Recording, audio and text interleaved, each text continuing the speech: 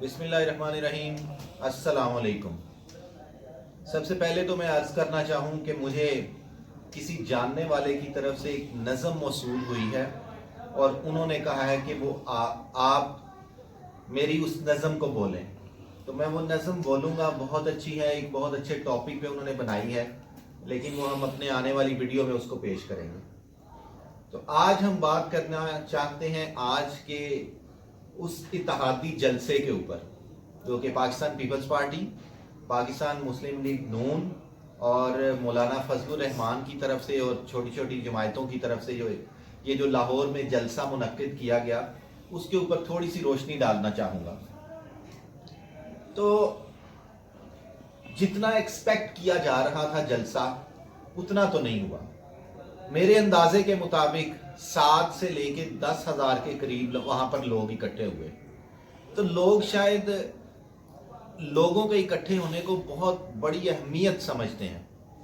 आजकल जिस तरह का दौर चल रहा है, एक थोड़ा सा बाहर निकलने वाला बंदा भी 500,000 बंदा इकट्ठा कर लेता है। तो ये कोई बंदे इकट्ठे करना कोई बड़ी बात नहीं होती। क्या आपको लगता है कि जो लोग बंदे ज्यादा इकट्ठे कर लेते हैं उनके साथ लोग भी चलते हैं, दिल से चलते हैं? ऐसा नहीं है। हम वो कौम है, मैं अपनी पुराने आबाओ अजदाद की बात नहीं कर रहा, आज की बात कर रहा हूं कि हमारी कौम की शनाख्त वोटों के लिहाज से बिरयानी के डब्बे के लिए एक खासी अहमियत की हामिल हो चुकी है। हमें ये सोचना चाहिए कि ये जो बिरयानी का डब्बा हम खा के वोट देते हैं, अगर हम इसी को खा के वोट देंगे तो शायद हमारे बच्चे वो बिरयानी ना खा सके। तो हमें बहुत सोचना चाहिए। तो आज के जलसे से मैं बहुत मायूस हुआ।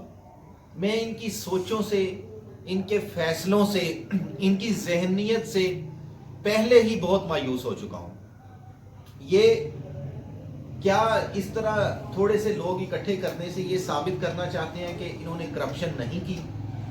क्या ये साबित करना चाहते हैं कि ये कसूरवार नहीं है? क्या ये साबित करना चाहते हैं कि मॉडल टाउन में जो सारा कुछ हुआ उसके जिम्मेदार ये लोग नहीं हैं? क्या ये साबित करना चाहते हैं कि इन्होंने मुल्क को तबाही की तरफ नहीं लेकर आए? तो मेरा ख्याल है कि इन चीज़ों से ये साबित नहीं होता। और अगर कोई लीडर जो होता है, लीडर कभी भागता नहीं है। लीडर उसी जगह पे रह के अपने आप को मनवाता है। तो अगर कोई लंदन में भाग गया है, कोई दुबई में भाग गया है, कोई इधर उधर भाग गया है और वहां पर वो अपनी सल्तनत पाकिस्तान में चमकाना चाहते हैं, तो ऐसा नहीं होता। अगर वो लीडर है तो उनको पाकिस्तान में आना पड़ेगा। बच्चों के हाथ में सब कुछ नहीं देना। अपने बच्चे बाहर के मुल्कों में पढ़े और गरीब का बच्चा यहाँ पे रगड़ा जाए, तो ये तो कोई, मैं नहीं समझता कि इसमें कोई बड़ी बात है। इनको होश के नाखून लेने चाहिए। इनको सोचना चाहिए कि ये लोग क्या कर रहे हैं, ये अवाम को किस तरफ धकेल रहे हैं। लेकिन इनका भी कसूर नहीं है, कसूर हमारा है, कसूर अवाम का है। अवाम बहुत बेवकूफ़ है। मेरी अवाम के साथ बहुत मोहब्बत है, लेकिन मैं फिर भी कहूँगा कि अवाम बहुत बेवकूफ़ है। क्यों? ये क्यों जाते हैं इन जलसों में? क्यों ये अपने बच्चों का रोजगार खराब करते हैं? क्यों ये उनके पीछे भागते हैं? क्या पैगंबर का बेटा पैगंबर हो सकता है? क्या डॉक्टर का बेटा डॉक्टर हो सकता है? क्या इंजीनियर का बेटा, उसके लिए लाजिम है कि वो इंजीनियर हो? अगर ऐसा नहीं है तो सियासतदान का बेटा सियासतदान कैसे हो सकता है? ये कोई बादशाहत है कि बादशाह उतरेगा तो नीचे वाला उसका बेटा ही बादशाह बनेगा?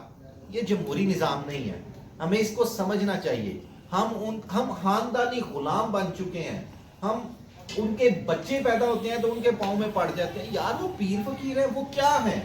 वो कुछ नहीं है। हमें अपने अंदर की खुदी को जगाना पड़ेगा।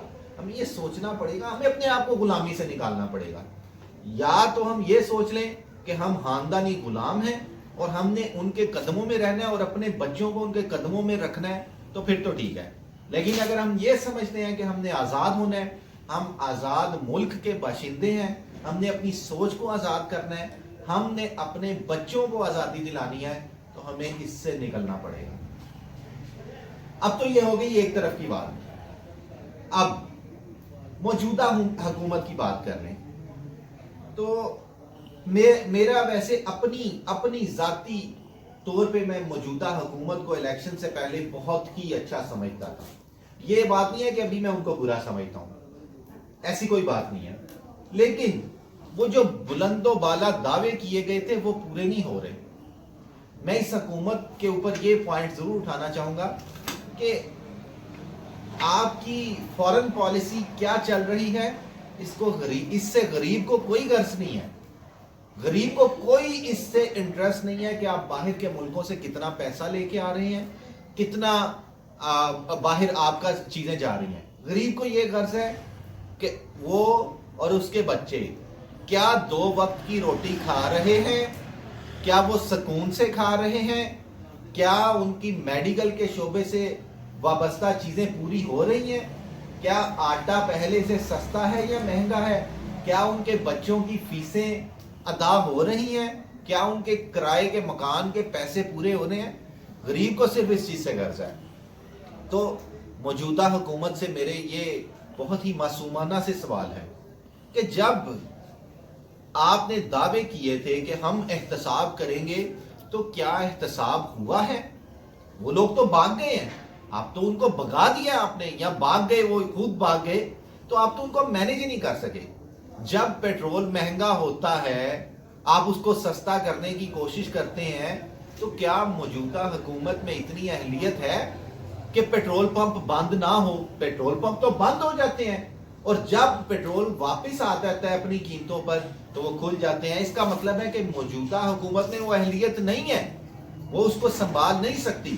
آپ جتنے بھی ایماندار ہوں, اگر غریب کو روٹی نہیں ملتی تو غریب آپ کو ووٹ نہیں دے گا. غریب, آپ چور نہیں ہیں, آپ کرپشن نہیں کرتے, لیکن آپ انتظامی امور نہیں سنبھالتے تو غریب آپ کا ساتھ نہیں دے گا. غریب کو روٹی چاہیے, وہ اپنے بچوں کو بھوکا نہیں مرنے دے سکتا, چاہے وہ کرپشن کا پیسہ ہو. باپ ہمیشہ یہی کہے گا کہ میرا بچہ روٹی کھائے.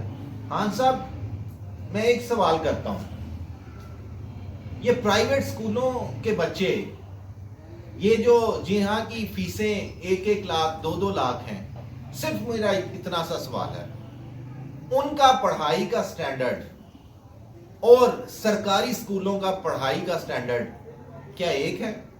کیا وہ دونوں بچے ذہنی طور پر, تعلیمی طور پر برابر ہیں, یا آگے جا کے وہ برابر ہوتے ہیں؟ کیونکہ ریاست مدینہ میں تو سب کو برابری ملتی ہے. تو آپ کو, آپ کی حکومت کو کیا ان چیزوں پہ ایکشن نہیں لینا چاہیے؟ کیا میڈیسن مہنگی نہیں ہوئی؟ کیا پیٹرول مہنگا نہیں ہوا؟ کیا آٹا وغیرہ مہنگا نہیں ہوا؟ آپ ایک چیز کو اتنا اوپر مہنگائی کر کے ایک دم سے تھوڑا سا نیچے کر کے, تو کیا بڑی بات ہو گئی ہے کہ اس کو آپ نے نیچے کر دیا؟ تو آپ بہت ایماندار ہیں, ہمیں کوئی اعتراض نہیں ہے کہ آپ ایماندار نہیں ہیں, آپ بہت ایماندار ہیں, آپ کوئی کرپشن نہیں کرتے, آپ کچھ ایسا نہیں کرتے, لیکن غریب کا ضرور سوچیں. آپ اگر اپنی ایکسپورٹ نہیں بڑھائیں گے, میرا تاجر برادری کے میرے کچھ دوست ہیں, چھوٹے چھوٹے تاجر ہیں, وہ بھی کہتے ہیں کہ ہمارا تو حال ہی برا ہو گیا, یہ ہے وہ ہے. بہرحال میں اس بحث میں نہیں پڑتا, لیکن صرف اتنا ضرور سوچیں کہ کیا ابھی بھی غریب کی سنوائی ہے؟ کیا ابھی بھی ریاست مدینہ میں غریب کی سنوائی ہو رہی ہے؟ کیا ابھی بھی پولیس کا نظام بہتر ہو گیا ہے؟ کیا ابھی بھی چھوٹے بچیوں کے ساتھ زیادتی کے کیس کم ہوئے ہیں؟ میرا صرف اتنا سا سوال ہے. آپ بہت اچھا چلا رہے ہیں اور میری خواہش ہے کہ آپ اپنے 5 سال پورے کریں, لیکن ان سوالوں کا جواب اپنے ذہن میں ضرور رکھیے گا. آپ بہت اچھا کام کر رہے ہیں, لیکن جب تک غریب خوش نہیں ہوگا آپ کو بھی اگلی دفعہ ووٹ نہیں ملنا. میری آپ سے ایک ریکویسٹ ہے, بلکہ میرا آپ سے ایک اور سوال ہے. عدل فاروقی, حضرت عمر فاروق کا زمانہ وہ عدل کے لحاظ سے مشہور ہے. تو میں صرف آپ سے یہ سوال کرتا ہوں, کیا آپ سمجھتے ہیں کہ آپ کا انصاف عدل فاروقی کے انصاف کے تقاضے کو پورا کر رہا ہے. بس اس چیز کو اپنے ذہن میں رکھیے گا. ہم آپ سے کچھ بھی نہیں چاہتے, بس ان سوالوں کو اپنے ذہن میں رکھ کے رات کو سوئیے گا. شکریہ.